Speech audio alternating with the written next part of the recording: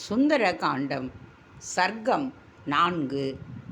மகா தேஜசுள்ள ஹனுமான் அஷ்டமா சித்திகள் பயின்ற லங்காதேவியை வென்று எதிரிகளை வெற்றி கொள்ள நினைப்பவன் வாசலில்லாத இடத்தில் கிராமமோ நகரமோ வீடோ எதுவாயினும் இடதுகாலை வைத்து போக வேண்டும் என்று நீதி சாஸ்திரம் சொல்கிறபடியே இலங்கைக்குள் பிரவேசித்தார். ராமபிரானால் ராஜ்யத்தை அடைந்த சுக்ரீவனின் நன்றி அறிதலுக்கு தான் உதாரணமாய் இருக்க வேண்டும் என்று நினைத்தபடியே தாமரை ஸ்வஸ்திக் போன்ற அமைப்பில் கட்டப்பட்ட வீடுகளை அதிசயமாக பார்த்தபடியே தன் தேடுதல் வேட்டையை தொடங்கினார். மாருதியை வரவேற்பது போல் இனிய கானமும் வாத்திய ஒலிகளும் கேட்டன. மெட்டியும் கொலுசும் ஒலிக்க பெண்கள் மாடிப்படி ஏறுவதை பார்த்தார். அந்த இரவிலும் சில ஹோமங்கள் செய்து கொண்டிருந்தனர் சிலர். ராவணனுடைய பெருமைகளை வீரர்கள் கூடி பேசிக்கொண்டு இருந்தனர்.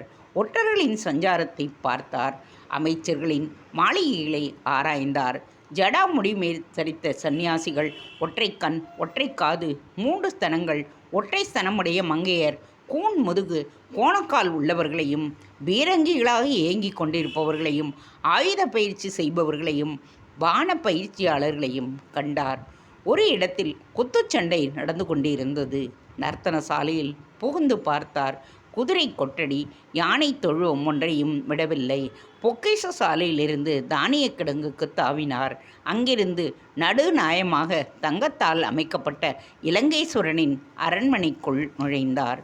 எங்கும் அகில் சந்தன வாசனை வீசியது. அநேக ராட்சசர்கள் அங்கு விழிப்புடன் காவல் இருந்தனர். சர்க்கம் 5. சந்திரன் எல்லா நகரங்களிலும் தான் உதயமாகி ஒளி வீசுகின்றார். தங்கமும் வைரமும் நவரத்தினங்களுமாக இழைத்திருக்கும் லங்காபுரியில் சந்திர ஒளி படும் பொழுது பார்க்க 2 கண்கள் போதாதென்று நினைத்தார் ஹனுமார். பௌர்ணமி என்று கடல் ஆர்ப்பரிக்கும். நிலா ஒளியில் குழந்தைகள் விளையாடினால் தோலில் மாசுகள் ஏற்படாது. ஔஷதிகளுக்கு சந்திர கிரகணத்தை கிரகிக்கும் தன்மை அதிகம். அமிர்தம் கடைய உதவியதால் மந்திர பர்வதத்துக்கு மாளாத கீர்த்தி. நீரில் அழுகாமல் இருப்பதால் தாமரைக்கு மகிமை.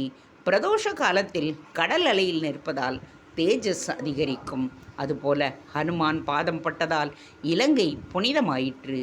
சந்திரன் ஒளியில் சுக்கிரனும் குருவும் கூட மயங்கினர். நில ஒளியில் ராட்சதர்கள் தங்கள் இணையுடன் கூடி குழாவுவதை விருப்பு வெறுப்பின்றி பார்த்தார் அந்த பிரம்மச்சாரி. ஒவ்வொரு அழகிய பதிவிரதையான நாரிமணியும் உற்று பார்த்து இவள் சீதை அல்ல என்று பார்வையால் ஒதுக்கி தள்ளினார்.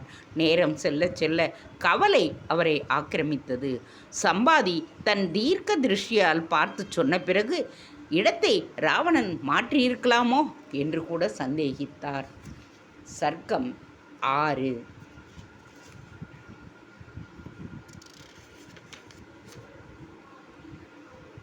சிங்கங்கள் காட்டை அழிக்காமல் பாதுகாக்கும்.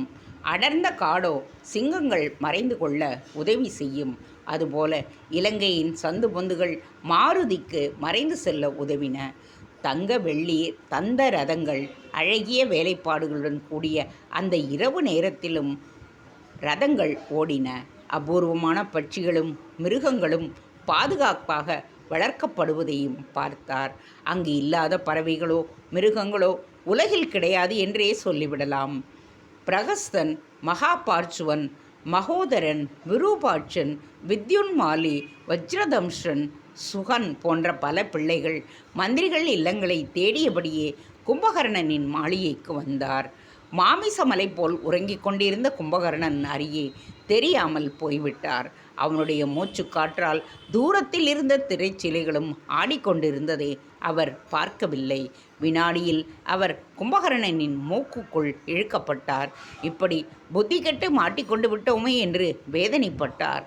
அடுத்த நிமிடம் வெளிவிடும் மூச்சில் இருந்து வெளிப்பட்டார். செத்தோம் பிழைத்தோம் என்று அங்கிருந்து ஓடினார். கும்பகர்ணன் விழிக்கும் நாள் நெருங்கிவிட்டதாக ஏவலர் பேசியதை செவிமடுத்தார்.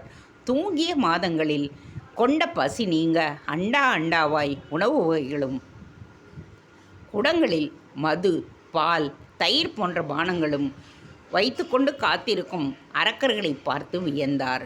தம்பிக்கு அளவுக்கு அதிகமான தூக்கம், உணவு, தமையனுக்கு அளவுக்கு அதிகமான காமம், மனைவியர் என்று அவருடைய மனம் கணக்கிட்டது.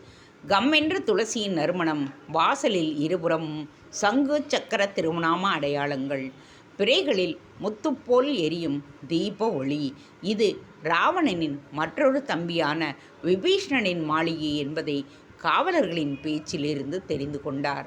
விகாரமின்றி உறங்கும் விபீஷணன் அரண்மனையை ஆராய்ந்த பிறகு இலங்காபதியின் அரண்மனைக்குள் புகுந்தார்.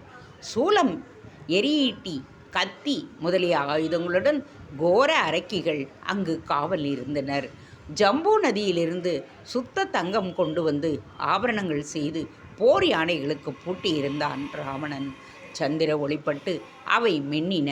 ஒவ்வொன்றும் ஒவ்வொரு அழகாய் நிறுத்தி வைக்கப்பட்டிருந்த பல்லக்குகளை பலமுறை எண்ண முயன்று தோற்றுப்போனார் மாருதி.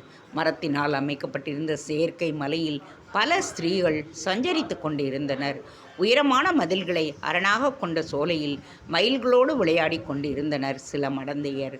பொக்கிஷ சாலையில் தங்க நாணயங்கள் ஜுவலித்தன. செயற்கையான நீரூற்றில் அன்னங்கள் கொஞ்சிக் கொண்டிருந்த குமரிகள் ஏராளம். இது குபேரப்பட்டினமா அழகாபுரியோ? ராவணன் மட்டும் மாயவேடம் பூண்டு பிராட்டியை யாருமில்லாத வேளையில் அபகரித்து வந்திடாவிடில் அவள் ஆயுளுக்கும் கீர்த்திக்கும் எல்லை ஏது என்று நினைத்தார் மாருதி. தேங்க்ஸ் ஃபார் வாட்சிங்.